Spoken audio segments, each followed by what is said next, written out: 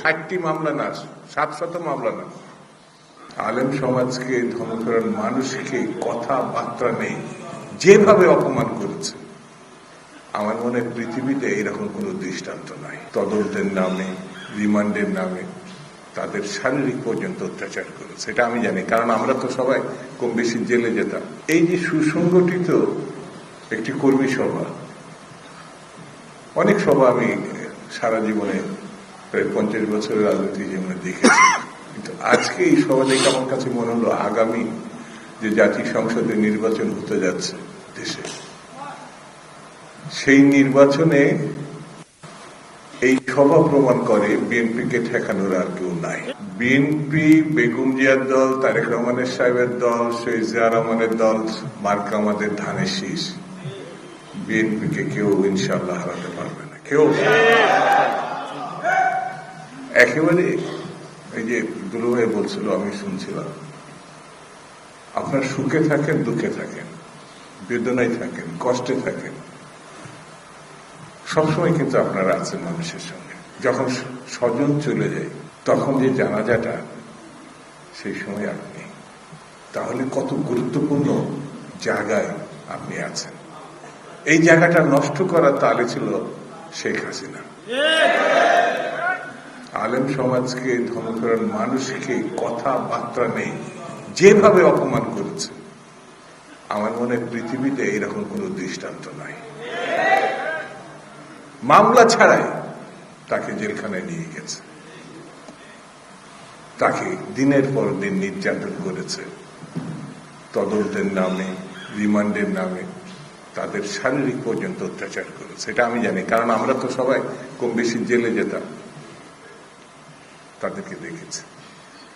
তার একটি জবাব দেওয়ার সময় এসছে, জবাবটা হচ্ছে মানুষের ভিতরে গিয়ে মানুষকে উজ্জীবিত করে নির্বাচনের মধ্য দিয়ে, ভোটের মধ্য দিয়ে এর জবাবটা আমরা দিতে চাই। আমাদের অনেক কষ্ট আছে, অনেক বেদনা আছে, অনেক চাওয়া আছে, অনেক পাওয়ার আছে, কিন্তু তার আগে একটি চাওয়া আছে, সেটা হচ্ছে দলকে ক্ষমতায় নিতে হবে।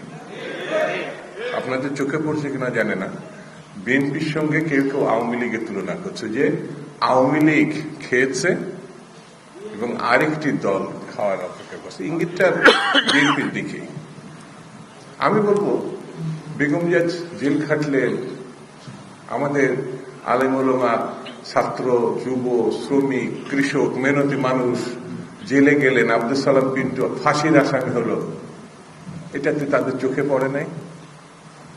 16 বছর 18 বছর যে একেবারেই কষ্ট, 60টি মামলা না, 700 মামলা না, 60 লক্ষ আসামি বিএনপি এবং বিরোধী দলে, 2.5 লক্ষ মামলা, গায়েবী মামলা ঘটেই নাই।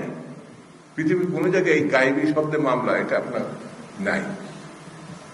সেই জন্য বন্ধুরা, এক দল আছে যারা মুখোশধারী, অপব্যাখ্যাকারী, ভুল বয়ানের মধ্য দিয়ে মানুষকে বিভ্রান্ত করার চেষ্টা আছে, যারা কখনো স্বাধীনতা যুদ্ধকে সমর্থন করতে পারে না। 71 সালের দিকে তাকান, আমার নেতা, আপনার নেতা, বাংলাদেশের নেতা, স্বাধীনতার ঘোষক শহীদ জিয়া রহমান স্বাধীনতা ঘোষণা করছে, বাংলাদেশের স্বাধীনতার জন্য বাংকারে যুদ্ধ করছে মুক্তিযোদ্ধাদের নিয়ে, আর আরেক দল পাকিস্তান রক্ষার নামে পাকিস্তানের পক্ষ অবলম্বন করেছে।